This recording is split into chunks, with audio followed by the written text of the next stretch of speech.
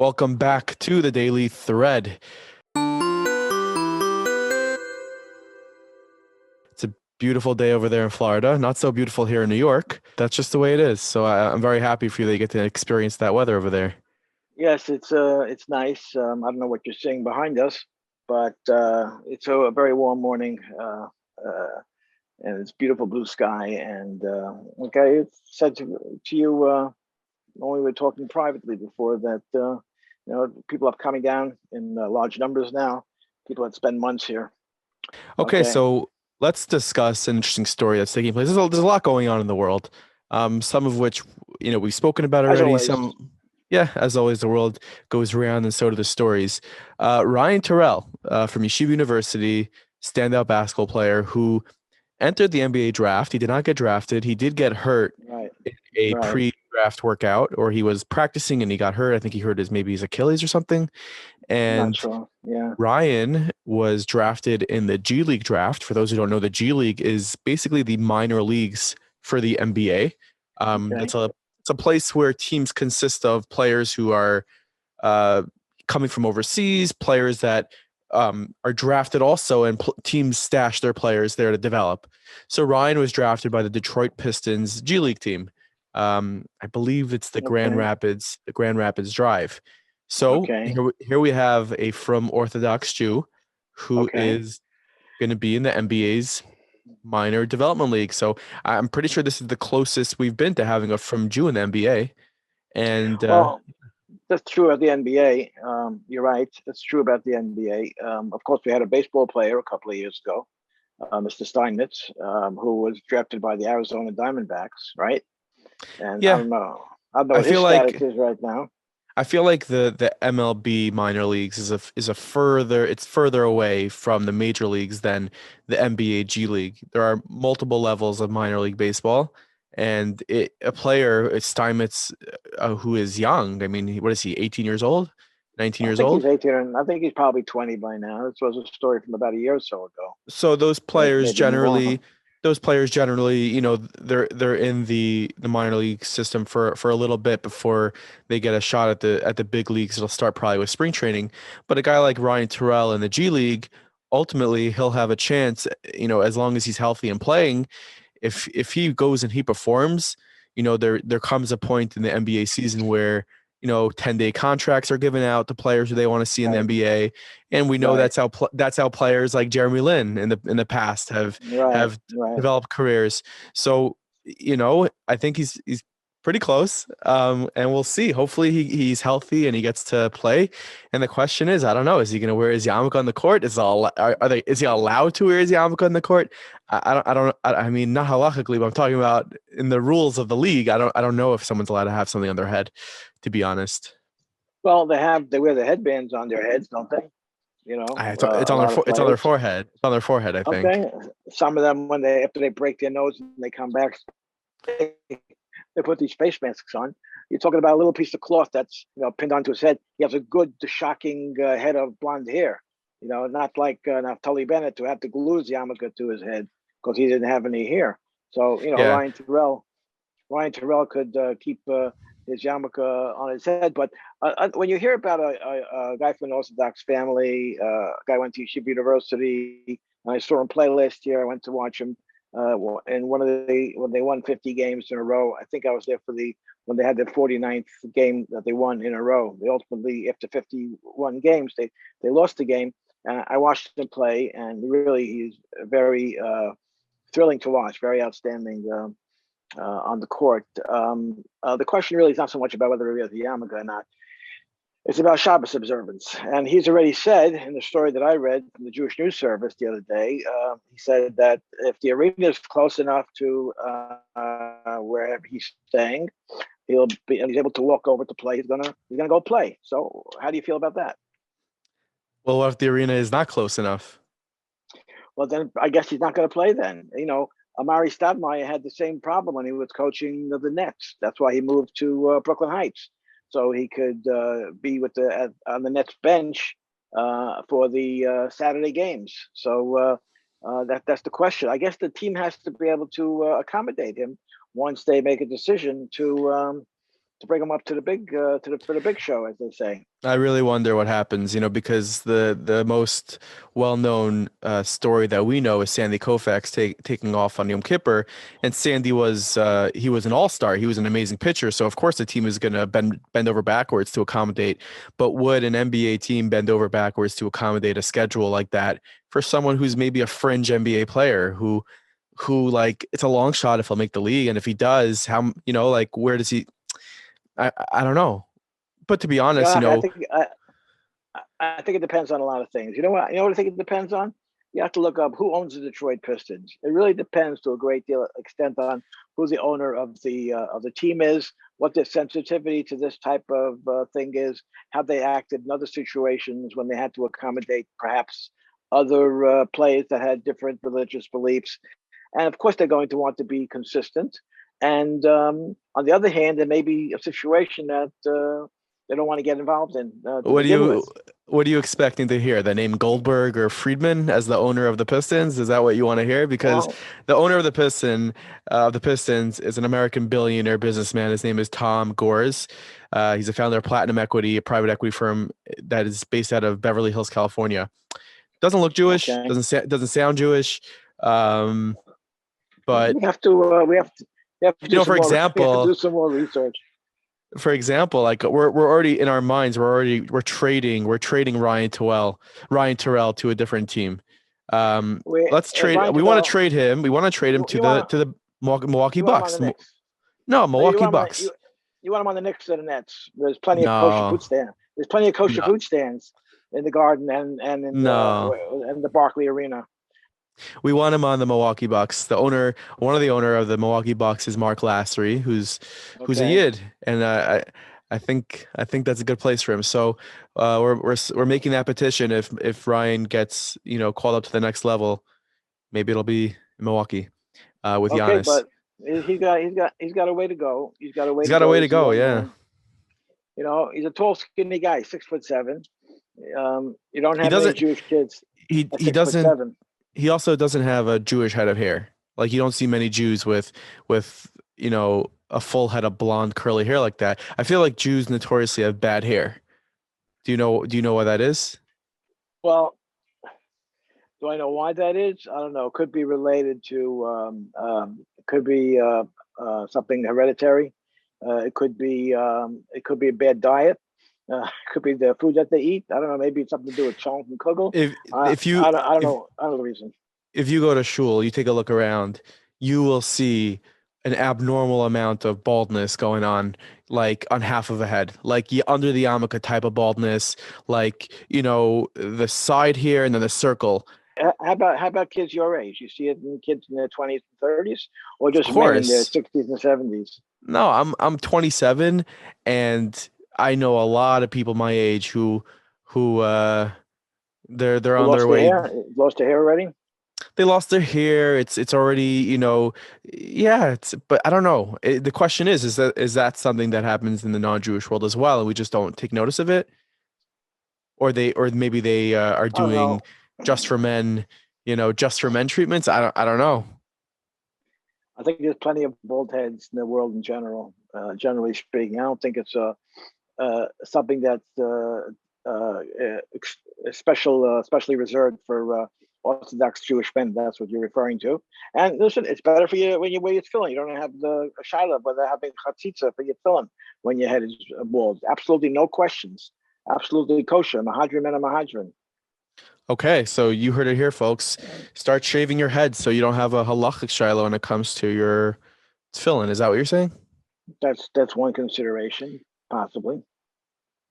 But I don't want to belabor the point about Terrell. But like I said, the big issue is like you said, the big issue is Shabbos observance. That's the first thing everybody thinks about when they hear something like this, whether it's Steinmetz, the pitcher for Arizona, or whether it's Ryan Turell, and that's the big question, and how the teams are going to be able to accommodate that. Do you think that this leads to more people, more from kids having professional basketball aspirations, going into Yeshiva University with that on their radar? I mean, this is the first time Yeshiva University has somebody um, in the NBA G League, in the NBA system. I mean, I'm sure they have people who are playing overseas in Israel and other countries, but this is the first time that Yeshiva University has produced an athlete that is on the, in the NBA system. Do you think that leads to more kids looking Oh, down? it doesn't necessarily have to be for YU. You have plenty of kids that have athletic abilities from Jewish backgrounds that are in other schools.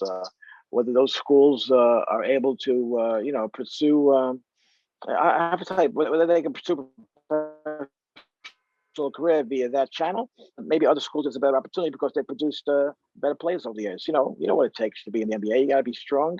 You got to be tall. You got to be able to score. You got to be able to defend. You know better than a lot of people. It involves a lot of intricate details. Yeah, that is true. Okay, so Ryan Terrell, we will see We'll where be he ends watching up. you. We'll Yeah, be what's watching our you. what's our next story on our docket? Well, I saw a story yesterday where a UN agency is accusing Israel of culinary genocide. That means that they are adapting traditional Arab foods and taking them and naming them or characterizing them as being Israeli foods. Their claim is that shawarma and falafel and baklava and all the other foods that are distinguished by their Middle East origin. These are all Arab foods, and Israel has adopted them and made them Israeli foods. So, Listen, at least they're getting original with what they're complaining about. It's not just the same old they stole our land type of stuff, but it's they stole our food. I mean, is that really the biggest issue we have nowadays?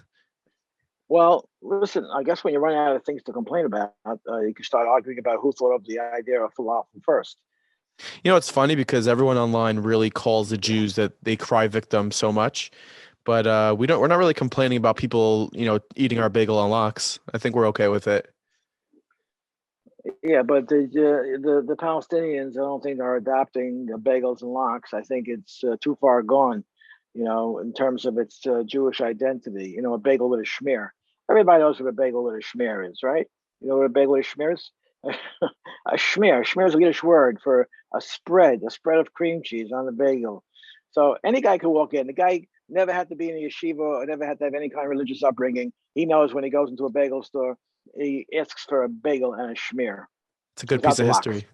Without a lot, you That's don't. a good piece of history. I don't know if you remember. Remember, we went to Tampa, Florida for Pesach about a decade ago or more, and we were there a day early because Erev Yom Tov was Sunday, so we were stayed by the Chabad. We ate by the Chabad rabbi in Tampa, About and we were Rifkin. walking back to our hotel. That's right. We were walking back to our hotel, and a guy rolled down the window because he saw us walking in our suits, dressed for Shabbos. And the kid opened up the window and he stuck his head out and he screamed, what did he scream? He screamed, Schnitzel! He screamed, Yes. Schnitzel. That's the only word he knew. And he saw Jews walking. He wanted to say something that I don't know what he thought. I don't know if he thought we'd be offended by Schnitzel, or maybe he was trying to befriend us. I never figured that out. But as you can see, it's always stuck in my mind, that particular site. He didn't scream out any, anti-Semitic slurs or anything, extremely offensive. Just that's what he knew. He knew Schnitzel. He knew Schnitzel, Nachi, Schnitzel, and people know bagel and a schmear. And I want you to know that I told the story in a column that I wrote in this week's paper. In 1948, there were 5 Jewish U.S. Air Force veterans that volunteered for the Israeli Air Force. They had 5 broken down planes that they were flying their independence, and one of the planes was shot down by Israel in the Mediterranean Sea. One of the pilots who was from America didn't know anything about Jewish life, but the Israelis were still shooting at him. So he wanted to let them know that he's on their side. They didn't know what to say, didn't know anything, couldn't speak any Hebrew. So I read the book about this and I saw a video about it. The pilot started screaming. You know what he started screaming? He started screaming, Shabbos, gefilte fish, Shabbos, gefilte fish. He wanted them to know that he's one of them, not to shoot him. So you see, there's a lot of cultural depth to the way we are identified with the food we eat. So apparently some people in the Arab world are a little bit sensitive about the accusation that, You don't say the best falafel in Israel is in Ramallah. No, You're I not don't think going. so, and I'm not gonna go try it. I'm not gonna go try it out either. But you know what? I think I recall a story also about it may have been during the war in 2008 or 2006, Israel and One Gaza. of the Gaza wars. Yeah, where Yeah, somebody was giving out tzitzis to the IDF soldiers before they went into battle, and right, one of the ways that a soldier was able to identify himself to one of his friendly helicopters above was by waving the tzitzis he had, and right. that's ultimately what saved him. Um, That so was something that was initiated by Rav Simcha Cohen Cook, who passed away this year. That was an initiative that he implemented to get troops to wear tzitzis in battle as a shmirah, as a way of really, protecting themselves. this is an interesting headline I just saw in The Guardian. The world's Okay. dirtiest man dies in Iran at 94, a few months after his first shower. An Iranian hermit nicknamed the world's dirtiest man for not taking a shower for more than half a century has died at the healthy old age of 94. It's pretty Okay, disturbing. so he hasn't taken a shower in 50 years. Yeah. He hasn't taken a shower in 50 years. Didn't he ever get stuck in the rain when he was outside, going out I for don't know. groceries or something? Does it rain in Iran? I don't know. I don't know if it rains in Iran. I don't know. They got a lot of other problems besides the drought if they have a drought. So I don't know what's going on there in Iran. They have about 25,000 Jews still living in Iran. So Really? yeah, I mean, What I what think what would why would a Jew want to still live in Iran? I don't think they're allowed to leave. I don't think it's necessarily voluntary. They're not allowed to The leave? No, no, for many decades, up until a point, Jews were not allowed to leave Syria. Up until about, I don't know, about 15 years ago, they Well, weren't allowed to leave.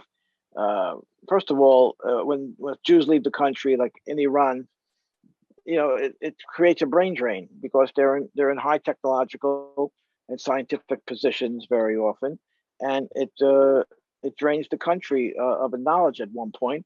That's on one side of the equation. On the other side, they don't want to be seen by the world as expelling their Jews or getting rid of their Jews.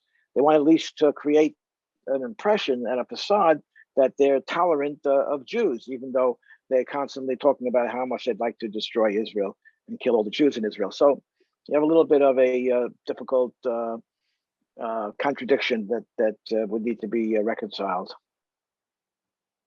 that's terrible. I don't I think that there should not be anybody living anywhere against their will nowadays.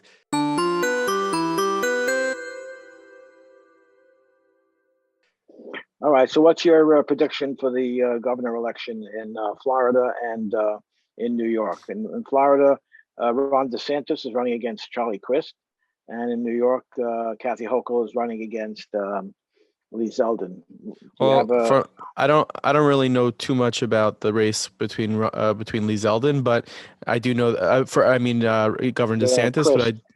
I do know that he's very well liked in Florida. People love him there, so much so that he might make a bid for president. So we'll see what happens with that. But the Lee Zeldin stuff is pretty interesting. I mean, who's like, I never know what to believe when you see all these polls. Uh, I don't know. We're kind of not supposed to believe these polls anymore after what's happened. But I think it'd be pretty cool if Lee Zeldin could pull this off. It'd be pretty cool to have a Republican governor in office. When was the last time New York had a Republican governor? You had George Pataki was elected in 1994. He served 3 terms, 1994 for 12 years. So that would be 2006. From 1994 to 2006, we had a Republican governor. Not only was he elected, even he ran against Mario Cuomo, by the way, in Hmm. 1994. And a week before the election, Cuomo was ahead by 12 percentage points in the polls in those days, which was before you were born. Well, what So happened? there's nothing truer than the people coming out to vote and expressing how they feel. Okay, almost the majority is based on falsehood. As a matter of fact, if you ask people in Israel, they will tell you when the pollsters call them, they deliberately lie to them to mess them up. So the That's polls, it's so just a, it's just, that- it's just a business, and the that's polls are so all over the place. that's so Israeli. You have to don't pick on, don't say disparaging things about Israelis. You're not allowed to do that. That's that's not so Israeli. You have two polls that are showing Zeldin slightly ahead, and you have about another 10 polls that show Huckle ahead anywhere from 4 to 10 points. So, what is a poll based on? How do they know, by the way, how do they know that, 1 billion people watched the Super Bowl? How do they know? They call up billion people and they say if they watch the Super Bowl? No, they call 1,000 people scattered around the country. They ask them if they watch the Super Bowl, and 7 out of 10 people, let's say, said they watched the Super Bowl. It's a whole science statistics. 7 out of 10 people said they watched the Super Bowl. Based on that, they project that 1 billion people watch the Super Bowl. But what does that mean? Don't they have ratings of how many people tuned in to watch something on a network? I You think do you think people? what I think what you're You think? describing might be the radio, but when it comes to television, I think they know how many people are tuning in. I don't think so. They don't. They don't know what you. They don't know if you're watching the Jet game or a Giant game on Sunday when they're both playing at 1 o'clock. I don't think anyone knows what you're tuned into, They don't see what channel someone's watching. unless you're driving in your car and you're watching it on your computer screen. And you're on your, or they are following or tracking your Easy Pass, and they know where you are. But I don't know. I don't know. Again, like to me, the whole polling thing is again like who's a lot of people are just not going to tell the truth. If I'm walking the street and someone asks me, uh, just a random example, are you voting for Donald Trump? I'd say absolutely not. yeah, Because okay, someone asks you a question in the world we live in, politically, you're not going to give them an honest answer because okay. if it's the opposite of them, then who knows what you're getting yourself into. So I don't know what type of polling could be accurate given the society breakdown. Like how could that be accurate? No one's going to answer honestly But the besides assumption, the, for the, if they're voting a certain way. but the assumption is that most people are still honest people. That's what it's based on, essentially. Most people, don't think that way. They give an honest answer, and that's the basis of what a poll is about. And you'll see after the elections how some of the polls were pretty close and some of the polls were way off. But it's not going to stop them from doing it by the next election. They'll just do it again.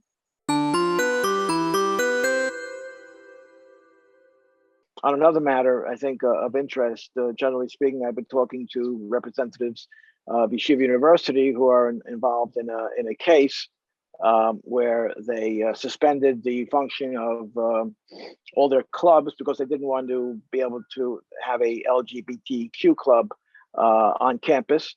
But I've been speaking with YU officials the last day or so, and it'll be covered in this week's Five Towns Jewish Times as well. They have come up in consultation with Rosh Yeshivas and the Yeshiva and Rabbanim, so with their attorneys, obviously. While the case is pending, the case pending. The core of the case is the following: is Yeshiva University a religious institution or is it an educational institution? If it's a religious institution, then they have a right to invoke a religious doctrine in their policies, which means that if halachically the lifestyle associated with LGBTQ, with a gay and lesbian lifestyle, is antithetical to Torah, then they can not have to facilitate those kind of clubs on campus. But if you're an educational institution, then they can't discriminate against them. Anyway, it's a very complicated case. And in consultation with their attorneys and the Rabbanim, they came up with a way to facilitate the fact that there can be this kind of club on campus. And of course, they're not sanctioning any type of specific lifestyle of this club or any club for that matter. But on the flip side of things, they don't want to discriminate against anybody. They don't want to be a forum where somebody could be discriminated against or hurt, God forbid, because of their lifestyle, whether you agree with it or not. It may or may not be anybody's business. And they want to be able to provide members of these clubs, which is a very, very small minority, by the way, in the school. They want to be able to provide for these people that want to be in these clubs a Torah environment where they can grow in their dedication and observance of Torah and mitzvahs, and to of course work so that they're not discriminated against by people in general, and teach them, give them an opportunity to do whatever every student in YU does, get involved in chesed projects and so on and so forth. Not to just slam the door on them, but their case has to be heard, and YU has to have a court decide what their proper rights are. There was a case many years ago, because it involved the Archdiocese of New York, I mean the Catholic Church, where there used to be a St. Patrick's Day parade, and the Archbishop of New York in those days, John Cardinal O'Connor, banned any gay organizations from marching in the parade. But he came under a lot of pressure, and eventually he said they can march in the parade. We're not sanctioning or agreeing to or acknowledging that we agree with the type of lifestyle that they lead, but they're certainly allowed to march. Yeah, but the Jew, I mean, it seems like in that case, the pressure is what made him switch his mind. The Torah doesn't really bend for pressure. If we did something under a halachic basis, why would any amount of pressure change our decision? Well, you see, the underlying motivation here, I believe, is that nobody wants anyone to be hurt. I think that's the primary concern. And no one should be hurt, whether they're making a wrong decision or a wrong lifestyle or a difficult case or a confusing situation. No one wants to see anybody hurt.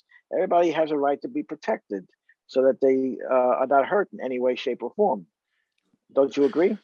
Is it public who the Rabbanim that they're working with are?